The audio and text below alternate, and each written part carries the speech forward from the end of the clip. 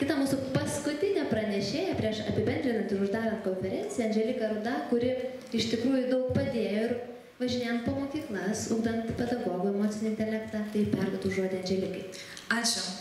Sveiki visi, su kuo dar nepasisveikinau. Tai ką aš norėjau sakyti vakar vakare arba šiandien ryte jau visiškai pasikeitė per visą šitą dieną, ypač dar sutrumpėjus laikui. Tai šiandien aš įsitraukiau irgi gavau dovanų iš Povilo kortelę, kur buvo parašyta dėkingumas. Ir pagalvojau, ką čia man šiandien šitą kortelę reiškia.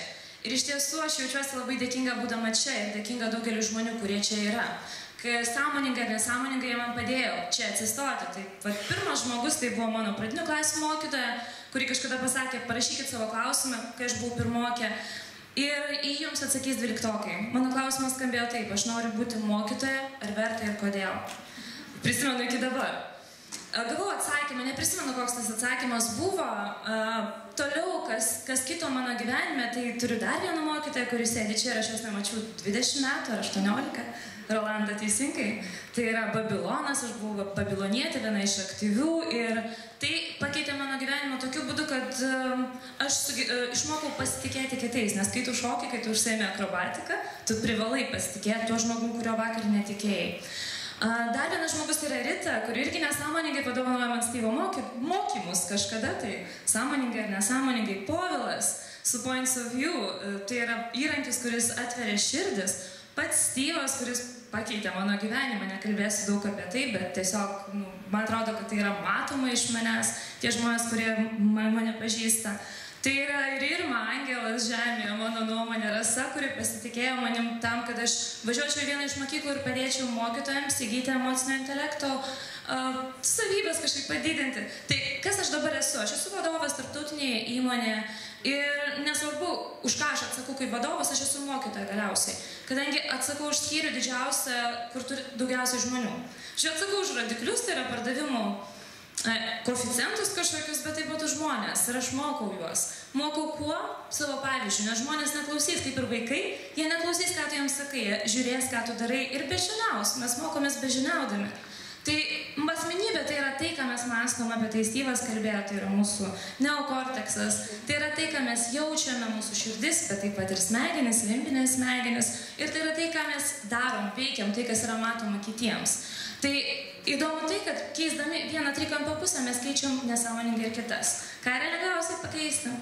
Tikrai ne mintis ir tikrai ne emocijas, įmanoma, bet nėra lengviausia. Žodžiu, mūsų veiksmus. Keičiame savo veiksmus, savo žodžius, kinta mūsų emocijos ir kinta mūsų mintis. Tai apie tai aš kalbu savo darbuotojams. Taip pat šitą formulę buvo Styvo pristatyta, aš noriu pasakyti, kaip aš ją pristatau savo kolegoms, darbuotojams, apie tai, kad kiekvienas iš mūsų yra trikdis, kuris gali būti su pliuso ženklu arba su minuso ženklu. Pačiam savo tam vidiniam monologė ir aplinkiniam žmonėm. Tai kviečiu sąmoningumo. Kiekvieną kartą kalbant ar sakant, ar reaguojant, pagalvok, ar tu padėsi žmogui tuo savo žodžiu, ar tą savo reakciją siekti tikslų, ar iš tiesų tu duosi jam minusą, kuris nebus nei tau pliusą, nei kažkam kitam. Ir ne visą, kas yra svarbu, yra matuojama ar išmatuojama apskritai. Versle, kada mes pradėjome matuoti iš tiesų ne verslo pasiekimus, kažkokius pelningumus ar apyvartas, o emocinės kompetencijas. Iš tiesų, kai aš atėjau savo darbovietę, tai nebuvo matuojama ir iki šiol nėra. Nebent tai yra mūsų vidinė kažkokia iniciatyva. Ir vienas iš projektų, kuris buvo neseniai įgyvendintas Latvijoje, tai yra viena iš šalių, už kurias aš atsakau versle.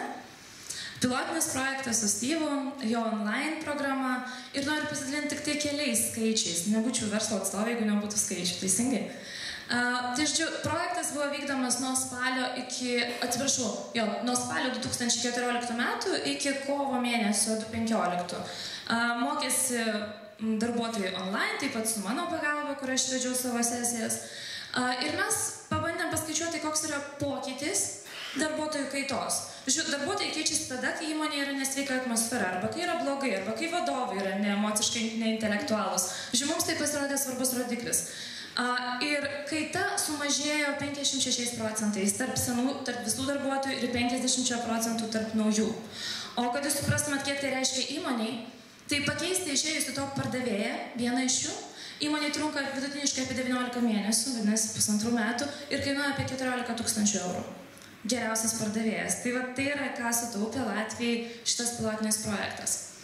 Dar vienas dalykas, čia yra subjektyvus įtakos pardavimams vertinimas, kaip aš tai matau mokyklai pritaikoma, kiek aš kaip mokinys arba kiek aš kaip mokytojas įsivaizduoju, kad, pavyzdžiui, savivertė arba jos padidinimas įtakojo mano rezultatyvumą arba mano vaikų pasiekimus. Aš klausiu to paties pas darbuotojus, kiek tam tikra skalė įtakojo jų pardavimus arba sugebėjome motyvuoti kitus žmones. Tai streso valdymas, jį paminėjo 12 žmonių ir pasakė, kad tai padėjo jums pakelti 37% jų pardavimus. Dabar įsivaizduokit, kiek tai būtų mokiniui, kuris pakeltų 37% savo pažymį arba tiesiog tikėtų tuo, kad jisai pakėlė būtent dėl to. Žiūrėk, būtų sąmoningas apie tai, ką jis daro. Pagarba kitiems, savivertė, pozityvumas, pokyčiai, tai yra tai, kas atspindi tai, kas vyksta šiandien pasaulyje. Viskas keičiasi, mes savęs nevertinam. Čia pradedam vertinti, pradedam priimti pokyčius geriau ir suvokiam, kad mūsų rezultatai nuo to priklauso. Tai šitą praleisiu, o pabaigai noriu parodyti, čia yra Utenos Žiburio pradinės mokyklos vienos iš mokinių piešinys, širdutė. Ir kodėl aš esu čia ir kodėl aš kaip verslo atstovė man rūpi, kas vyksta mokyklose, kadangi tai yra mano vaikų ir mano ateitis. Aš norėčiau, kad mano vaikai eitų į mokyklą, kur mokytojai gerbia vaikus, kur vaikai gerbia mokytojus, kur visi šypsosi. Ir kad paskui tie vaikai išėję iš mokyklos, galbūt nerasdami tos vertės šeimose, ateitų į verslą, kuris vertina juos kaip žmonės. Tačiau, kad tai būtų toks ratas, man labai patiko apie alpinistus, tai ką jūs pasakėte, kad visi mes esam surišti vieną virvę. Šiandien aš esu verslininkė, bet aš esu mama, rytoj aš galiu būti mokytoja, arba iš tiesų esu mokytoja kažkaip kitaip.